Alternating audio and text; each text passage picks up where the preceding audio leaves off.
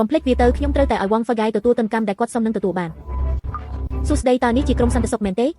ខ្ញុំចង់ទូរស័ព្ទទៅប៉ូលីសមាននរណាម្នាក់ដាក់ថ្នាំពុលកណ្ដូលនៅក្នុងហាងផ្ការបស់ខ្ញុំដើម្បីបំពុលឆ្កែរបស់ខ្ញុំ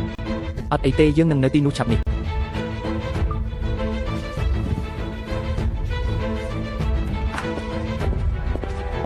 យ៉ាងម៉េចដែរសួស្ដីតើអ្នកបានទូរស័ព្ទទៅប៉ូលីសទេបាទខ្ញុំបានទូរស័ព្ទទៅប៉ូលីសអ្នកបាននិយាយថាមាននរណាម្នាក់ដាក់ថ្នាំពុលកណ្ដូលនៅក្នុងហាងផ្ការបស់អ្នកដើម្បីបំពុលឆ្កែរបស់អ្នកបាទតើអ្នកដឹងទេថាអ្នកណាជាអ្នកធ្វើវាគឺវងហ្វាហ្គាយដែលរស់នៅក្បែរខ្ញុំគាត់តែងតែចង់ឲ្យខ្ញុំបង់លុយការពារបើមិនបង់ប្រាក់ទេគាត់នឹងបំផ្លាញហាងផ្ការបស់ខ្ញុំម្សិលមិញគាត់ត្រូវឆ្កែខ្ញុំដេញចេញហើយថ្ងៃនេះខ្ញុំនឹងសងសឹកចង់បំពុលខ្ញុំលោកវងហ្វាហ្គាយ